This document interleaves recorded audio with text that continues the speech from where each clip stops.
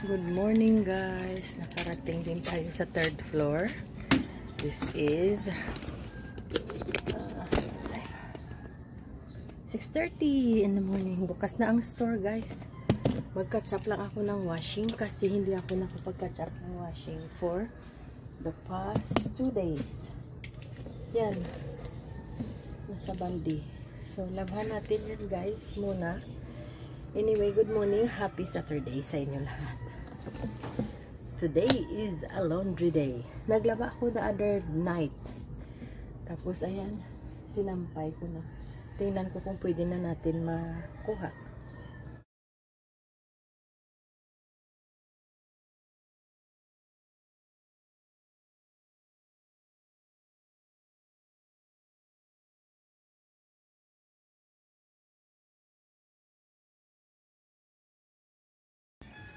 Okay guys, tapos na tayo dito sa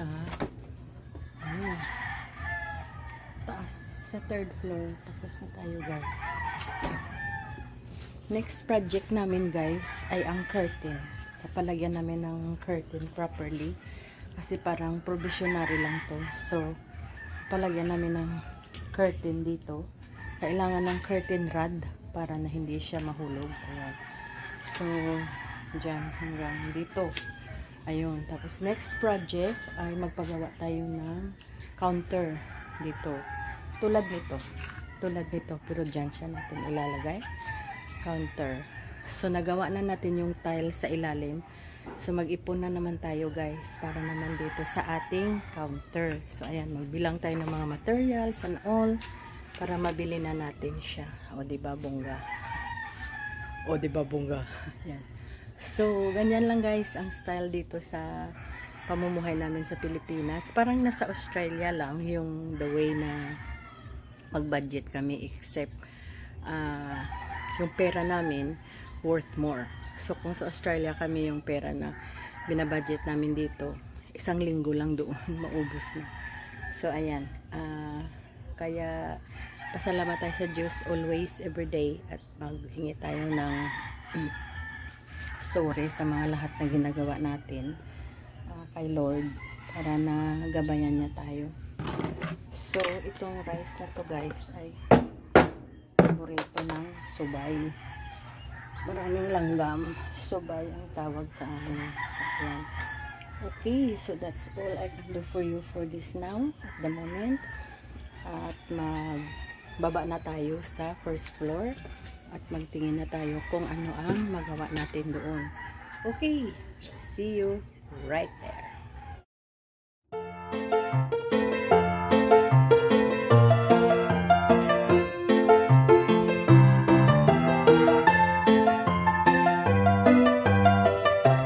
Okay guys, nag-try tayo na mag-live ay not successful kasi ang wifi is very mahina dito sa ano. Okay guys, time check. It's 10. Oh, it's 11:20. So me and Daddy are just going to quickly look for something. So we are going. We shall go. Let's go. So Toto is going 2 o'clock. So we'll be back. And what's the weight? Way lighter. We had breakfast. 88. Hello, went back to 88. That's good. Just stay on that number then, no? 88, 81. Oh, that's only 2 weeks. Even 90, that is alright. Yeah. Wait, which one is lighter for you? 88. Feels lighter. Okay, alis kami guys. May puntahan lang kami. Nakalinis na ako sa bahay. Pero si Toto na doon sa third floor. Sige, alis muna tayo. Pero before that, buddy, lagay muna tayo ng lilas.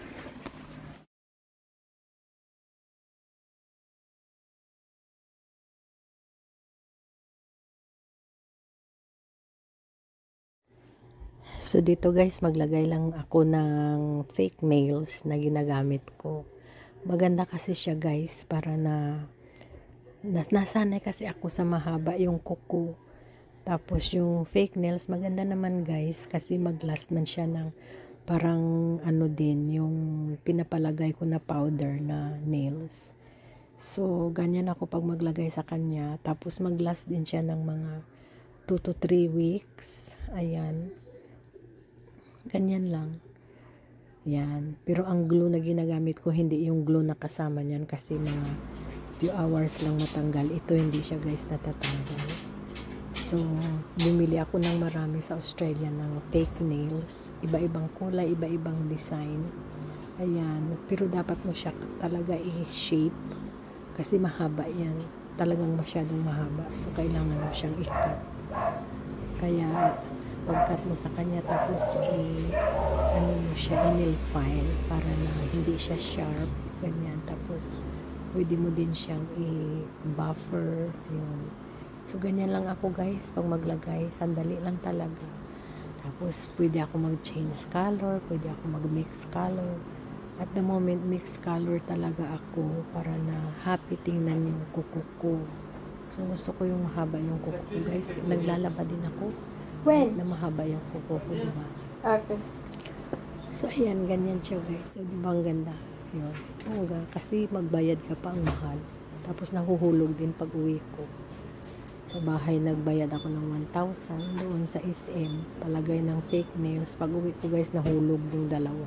So, gusto ko nang umiyak. So, alis kami ni Daddy. Naglalagay lang ako ng sleeves kasi umitim talaga ako guys. As in, yung sleeves ko na hindi ko ginagamit. Naluto yung kamay ko. Nahulog yung camera. So, ayan, naka-helmet na. Alright, so we are here in the car park of City Mall. We're off for a date while Toto is at home. We have like 3 hours. 2 hours, yeah, but it's not very far where we go. So, ito guys ang car park. Doon kami nag-park. So, let's go! So, hi guys. So, naka-uwi na kami ni Daddy. Kanina pa mga 2 hours na siguro. Umalis na si Tuto nag-school. So, kumakain lang ako ng bingo. Masarap pala guys ang bingo. And then ito guys, ang coffee. Ipakita ko sa inyo. Let's go sa go. Ipakita ko sa inyo guys. Ito ang binuksan ko today. Na binibinta namin sa store. Great Taste na Supreme. Ayan. 13 ang isa. Ito guys, ang sarap. Hazelnut. It's a toffee hazelnut. Ayan. Ang sarap niya guys. Na, diba sa Australia, umiinom kami ng ipakita ko sa inyo. Sa Australia, may mga ganito kami na binibili. Yan. So, this is Nescafe. Ibang flavor. Tapos, ibang flavor. Ito, may caramel. May hazelnut ako dito. Wala na. Binigay ko na. Yun. So, galing pa to guys ng Australia. Yung stick na to. Pero dito, sa Philippines, makakakuha din kayo ng masarap na mga coffee. Ayun.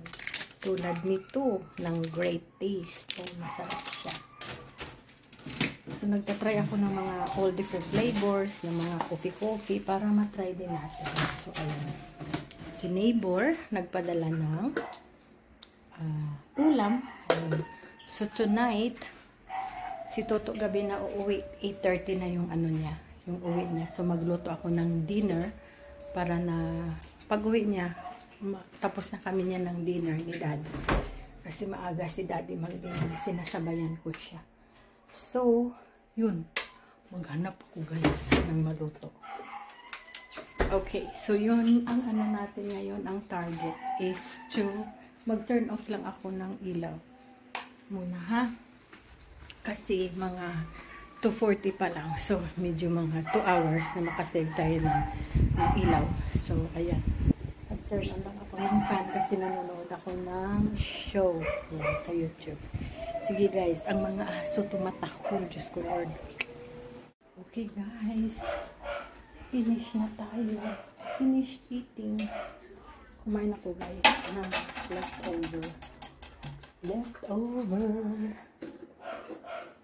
Okay na yan sa akin. Busog na talaga ako guys. Okay. It's vinegar.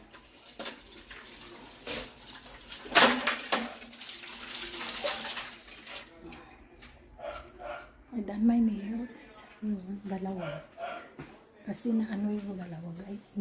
Natanggal. Mag-spray muna tayo.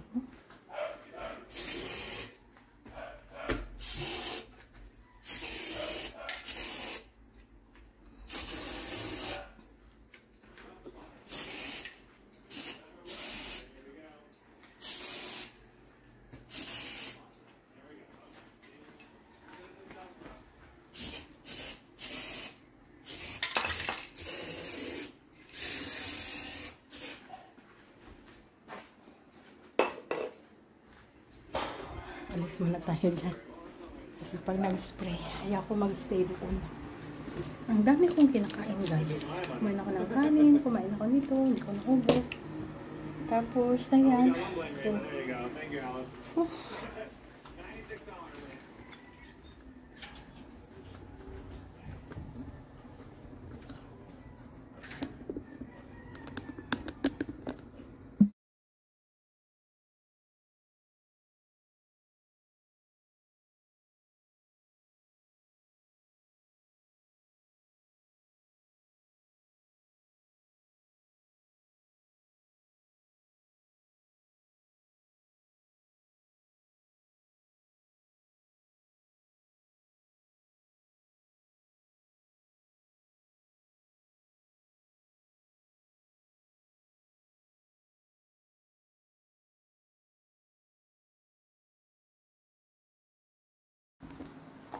guys, ayan. Tapos na tayo. Nakapag-spray na ako. Itong spray na to, ang scent is rose. Ang isa naman is cherry. Cherry naman yung isa. Ang isa is rose. It is 116. Mas mura siya guys kaysa isang binilhan natin. So, kunin natin ito dito guys. Kasi nasasandalan natin.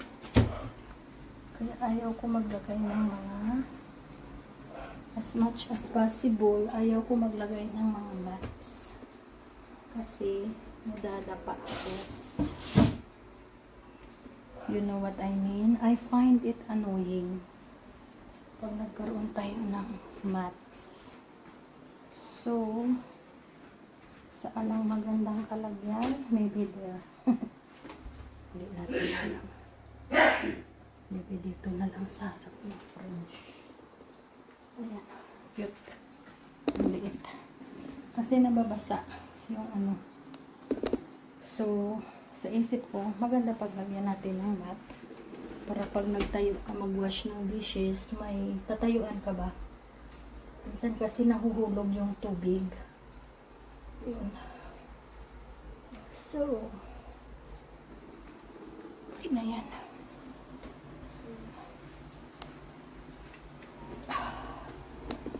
Ay, naku. Mag-arrange ng bahay. Paikot-ikot yung bahay. Pag-arrange ng bahay, paikot-ikot kasi naghahanap tayo ng harmony for the house. Kung saan talaga maganda ilagay yung mga gamit-gamit. Ang cute naman yan guys. Uy. Nahanap siya sa loob niya.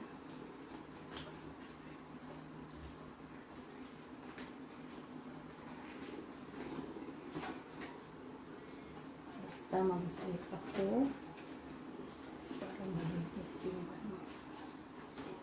Nag-map na ako kanina. Nag-sweep naman ako. Sweep ulit.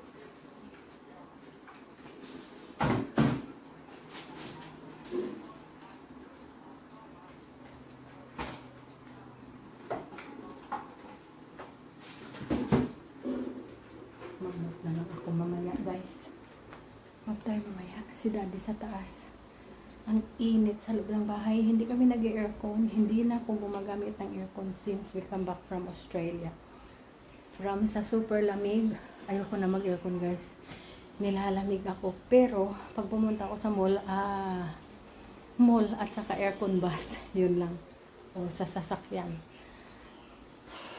Pero sa bahay ngayon, no aircon na. Pawis na lang ako and then maligo. Yun na lang ang trip ko guys. But anyway, here in Philippines, I don't need aircon anymore. Char. So, that is our afternoon. Ano ba bang gagawin natin? So, balik na ako doon sa store guys. 5 o'clock na. 4 something. Tapos, mag-start na yan bili ng mga panglulutuin nila. Frozen goods, ayan. So, medyo marami na tayong customers nito. So, one day mag-film tayo sa mga customers na bumibili. Okay? One day guys, one day. Magpaalam muna tayo sa kanila. So, that is for now. And I shall see you in few minutes. Hopefully, hindi ko malimutan. Okay guys, good evening. We will cook part of our dinner. Ito guys, binibinta namin sa shop. Ay! Is chorizo jumbo spicy. Ayan, chorizo de Cebu. So, ito tayo, lutuin natin.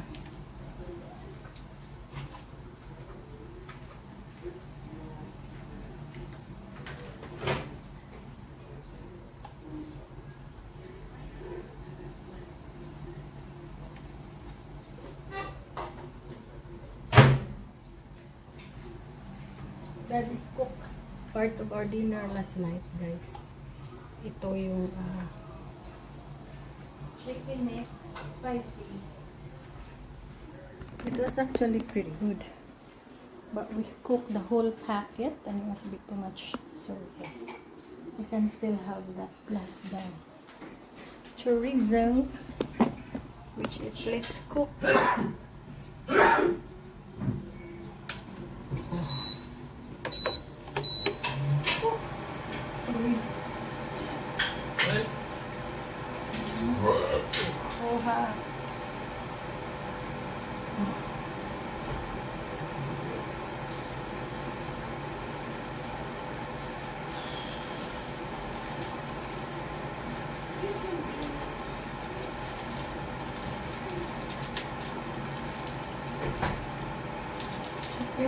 Chorizo jumbo.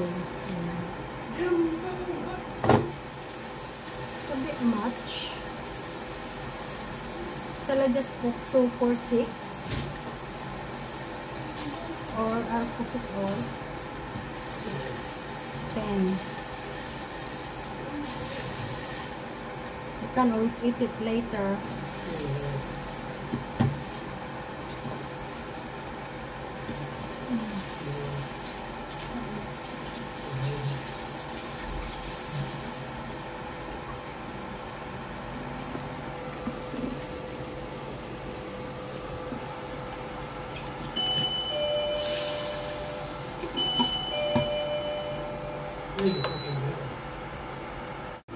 Ang doorbell guys, may bumili sa shop. So, pinabili ko muna.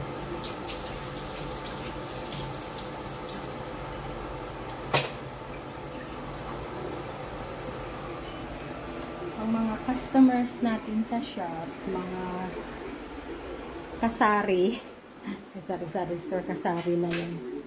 Malaki sila pag bumili dahil buo-buo. More than 100 bawat bili.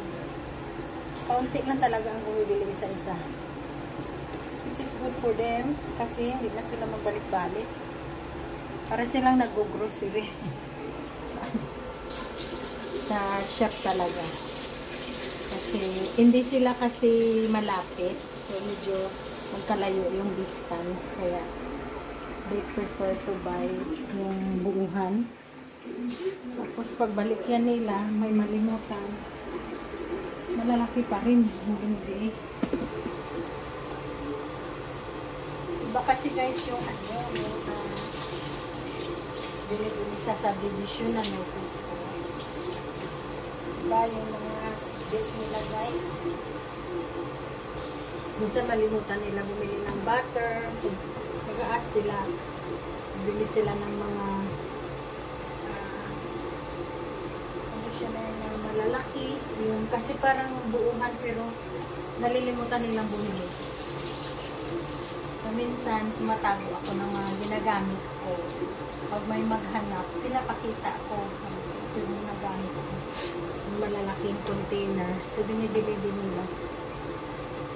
Very handy nga yun, no? Pag ano. Kasi, if we use the same thing, hindi okay. Ayan na guys. Linagyan ko ng tubig muna. Boil na muna siya guys. Si Daddy na kumakain. Dad, did you found meat? Did you? Ayan. May rice pa naman dito. Para kay Toto pag uwi.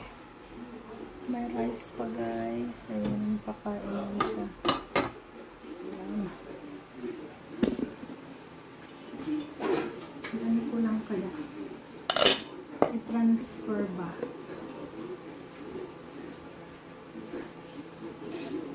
Kasi pag uwi ni Toto, ready na siya to reheat. Diba? I-reheat na lang. I don't know kung kulang yun sa kanya. Hindi na ako magluto ng kanin. Tara! Pagkain ni Toto.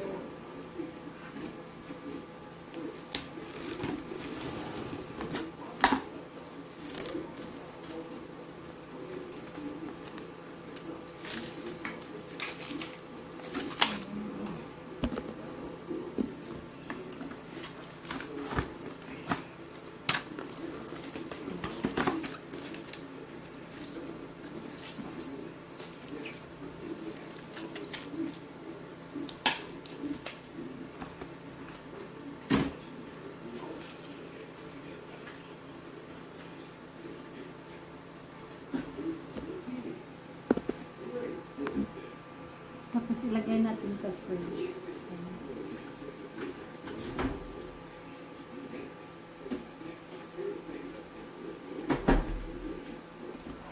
Lumabas kami kanina ni Daddy. Tapos may binili kami. Hindi ko na naalala.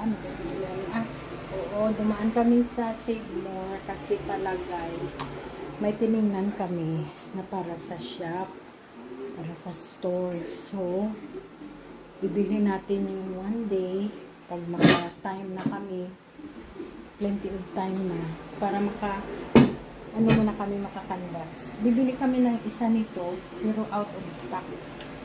Yung induction stove. Wala silang stock guys. So at the moment, nothing. So maghintay muna kami na babalik yung stock nila.